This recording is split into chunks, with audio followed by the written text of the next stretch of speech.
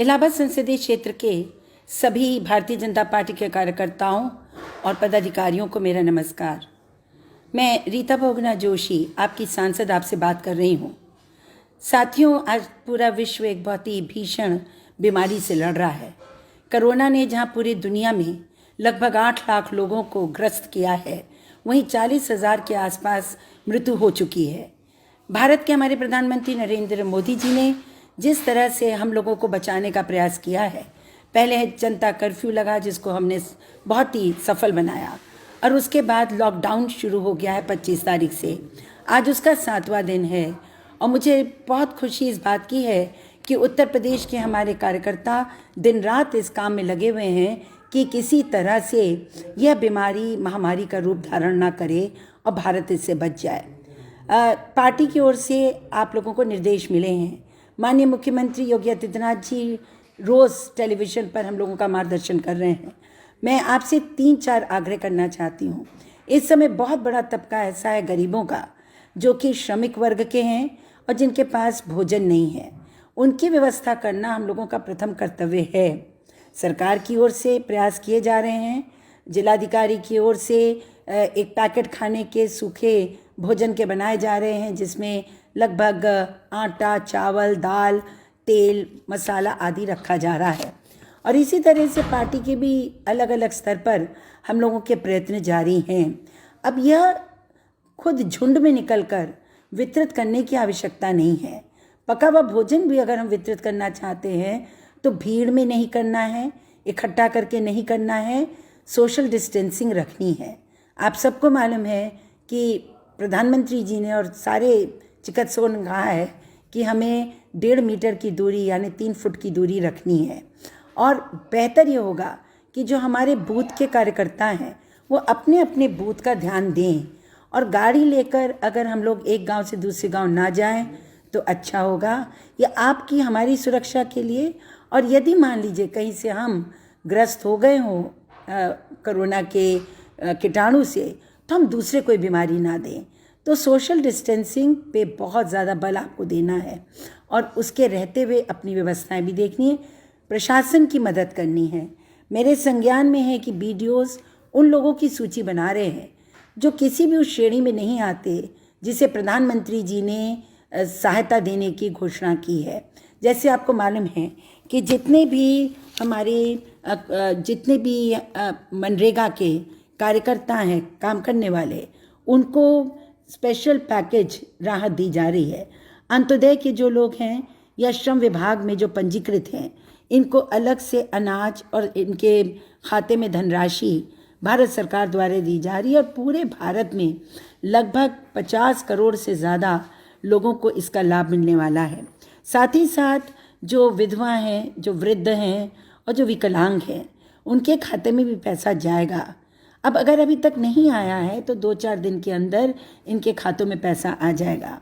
जो कंट्रोल की दुकानें हैं, उनमें जो भी कार्ड धारक है उसको 2 महीने का अनाज मिलेगा।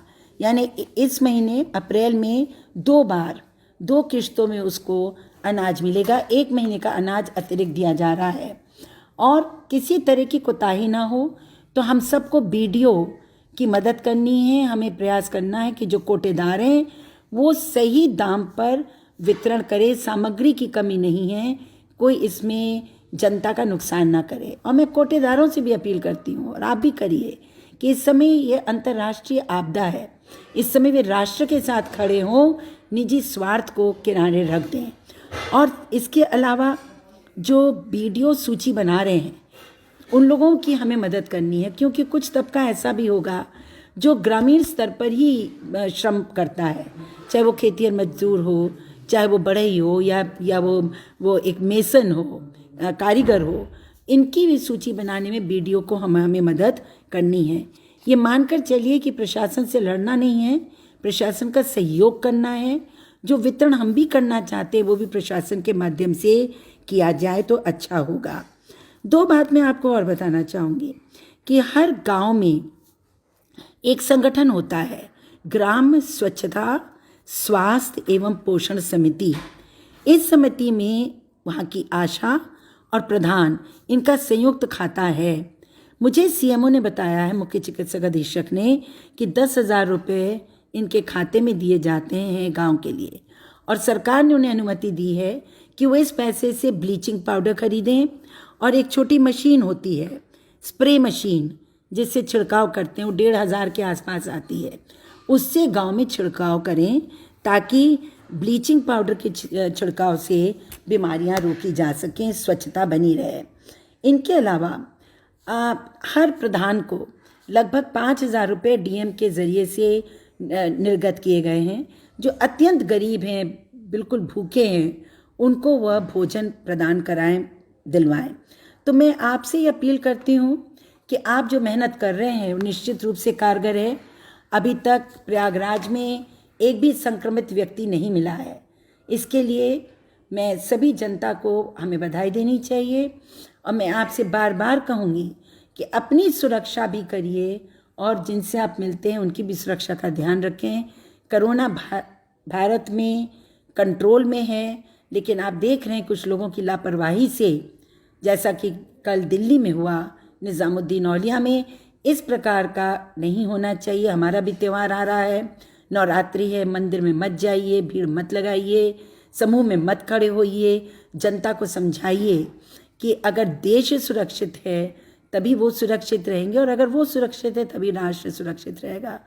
मैं आप सबको आपके परिश्रम के लिए धन्यवाद और बधाई देती हूँ।